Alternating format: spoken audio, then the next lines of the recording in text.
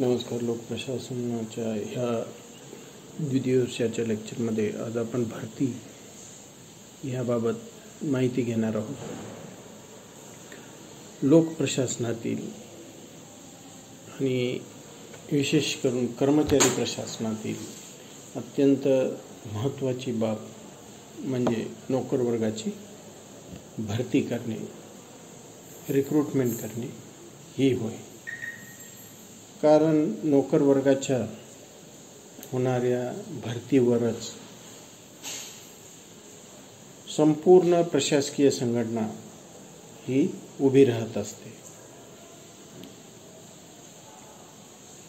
कारण एकूण संघटना ही योग्य पात्र कुशल कर्मचारी यांच्या आधारावरच उभी राहते, यशस्वी कार्य करीत असते आणि त्यासाठी या कर्मचारी प्रशासनामध्ये योग्य कार्यकुशल असे कर्मचारी भरती होणे महत्त्वाची बाब आहे. यामध्ये आपण बघतो की ओजी स्टॉल यांनी भरतीला कर्मचारी प्रशासनातील आधारशिला असं संबोधलं आहे. म्हणजे सर्वात स्टॉल यांच्या मते की भरती ही कर्मचारी प्रशासनातील सर्वात महत्त्वाचा घटक आहे किंवा महत्त्वाची बाब आहे. प्राचीन काळामध्ये आपण बघतो की राज्याचे कार्यक्षेत्र हे अतिशय मर्यादित असल्यामुळे प्रशासन करणे अगदी सहज होते, सोपे होते आणि ज्याप्रमाणे प्रशासन करीत असताना आवश्यकता भासत असेल त्या प्रमाणामध्ये राजा ह्या कर्मचाऱ्यांची नियुक्ती जी आहे ती करीत होता. पुढे चालून आपण बघतो की राजाने आपले हे कार्य मंत्र्यांकडे सोपविले. परंतु पुढे चालून काळाच्या ओघामध्ये राज्याच्या कार्यक्षेत्रात वाढ होत गेली आणि त्यामुळे सरकारच्या भूमिकेतही यामधून बदल झाला. त्याबरोबरच आपण बघतो की मालक कामगार यांच्या संबंधामध्ये सुद्धा बदल झालेला आपल्याला दिसून येतो. कमी श्रमात व कमी वेळेत अधिक चांगले नोकर भरती करणाऱ्या ह्या अशा एखादे शास्त्रीय निवड पद्धती असणे गरजेचे आहे. ही गरज किंवा निकड त्यावेळेस भासायला लागली.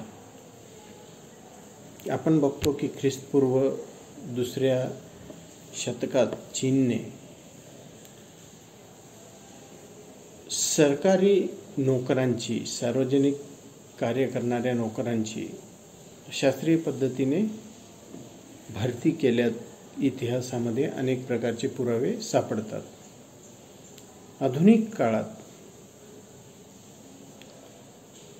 ह्या नोकर भरतीचे शास्त्रीय पद्धतीने निवड करणारे प्रशिया हे प्रथम राष्ट्र असल्याचे संदर्भ आपल्याला मिळतात. त्याचबरोबर 1853च्या कायद्यान्वये भारतामध्ये सुद्धा अशी पद्धती ही स्वीकारल्या गेल्याची आपल्याला दिसून येते. 53च्या कायद्यानुसार सुद्धा भारतामध्ये या कर्मचाऱ्यांची निवड ही शास्त्रीय पद्धतीने करण्याची पद्धत अवलंबिण्यात आली. तर ह्या भरतीचा प्रामुख्याने आपल्याला अर्थ जर बघायचा झाला तर त्याच्या काही व्याख्या ह्या ठिकाणी आपल्याला बघणे महत्त्वाचे ठरते. यामध्ये पहिली जी व्याख्या आहे ती डिमॉक व डिमॉक यांची आहे. यामध्ये ते म्हणतात, डिमॉक म्हणतात, भरती म्हणजे विशिष्ट कार्यासाठी योग्य व्यक्ती मिळविणे होय. म्हणजेच एखादे पद रिक्त झाल्यानंतर किंवा एखादे पद नव्याने तयार झाल्यानंतर ज्यावेळेस ते रिक्त असते, अशा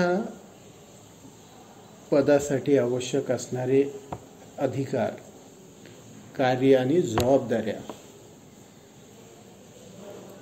या अनुषंगाने त्या कार्य जबाबदाऱ्या पेलण्याची कुवत असणारा, कौशल्य असणारा आणि पात्रता असणारा असा कर्मचारी मिळणे, त्यालाच योग्य व अनुरूप अशा पद्धतीनं किंवा या ठिकाणी डिमॉक म्हणतात. अशा रिक्त पदावर अशा योग्य आणि अनुरूप किंवा योग्य अशी व्यक्ती मिळविणे, या प्रक्रियेला डिमॉक भरती असे म्हणतात. तर डॉक्टर MP शर्मा यांच्या मते प्रशासनातील रिक्त पदे भरण्यासाठी योग्य व अनुरूप उमेदवारांना आकर्षित करणे म्हणजे भरती होय. प्रशासनातील रिक्त पदे भरण्यासाठी योग्य व अनुरूप उमेदवारांना आकर्षित करणे, याला भरती डॉक्टर MP शर्मा म्हणतात. तर त्यामध्ये अँड्र्यू सिकोला यांच्या मते भरती हा असा प्रयत्न आहे, भरती हा एक असा प्रयत्न आहे की ज्याद्वारे हेतू साध्य करण्यासाठी अतिरिक्त मानवशक्ती प्राप्त केली जाते. डॉक्टर LD व्हाईट यांच्या मते नोकर मिळविण्याच्या प्रक्रियेत भरती, परीक्षा, प्रामाणिकरण व निवड अशा 4 घटकांचा त्यामध्ये समावेश होतो. बऱ्याच वेळा भरती व परीक्षा ह्या समान अर्थाने वापरण्यात येणारे शब्द आपल्याला दिसून येतात, परंतु भरती या शब्दाचा अर्थ मर्यादित असून त्याद्वारे उमेदवारांना परीक्षेसाठी आकर्षित केले जाते.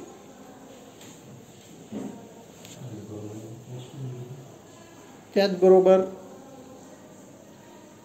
आपण बघतो की परीक्षा या शब्दाचा अर्थ स्पष्ट करताना LD व्हाईट म्हणतात की ती एक औपचारिक तपासणी प्रक्रिया असून तिच्याद्वारे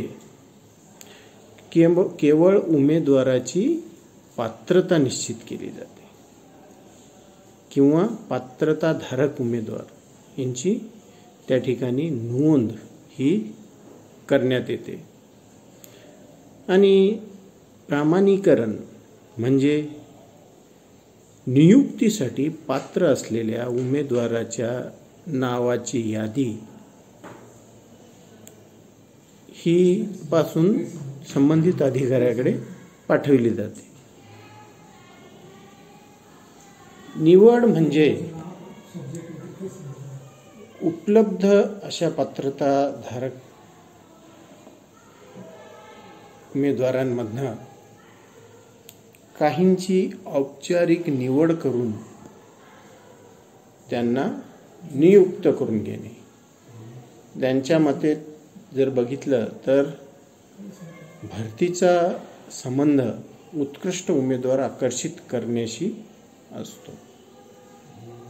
अशा पद्धतीनं या भरतीबाबत विविध लेखक व विचारवंतांनी आपली मतं स्पष्ट केलेली आहेत. भरती ही एक कर्मचारी प्रशासनातील अत्यंत महत्त्वाची अशी प्रक्रिया आहे. कारण केवळ मानव संसाधन हीच लोकप्रशासनाची गरज नाही, तर पात्र, कुशल, निपुण असा मानव संसाधन ही लोकप्रशासनाची खरी गरज आहे. आणि या अनुषंगाने भरती ही प्रक्रिया अत्यंत महत्त्वाची आहे. आणि त्यामुळंच जरीही भरतीबाबत वेगवेगळ्या व्याख्या करताना विचारवंत आढळून आले, तरी सुद्धा लोकप्रशासनाच्या एकूण प्रक्रिया, लोकप्रशासनाचं ध्येय, उद्दिष्ट साध्य होण्याबाबत क्रियाप्रक्रिया या संपूर्णतः या भरती प्रक्रियेवर अवलंबून असतात. भरतीबाबतच्या काही संकल्पना आहेत त्या आपण नेक्स्ट लेक्चरमध्ये बघू. धन्यवाद.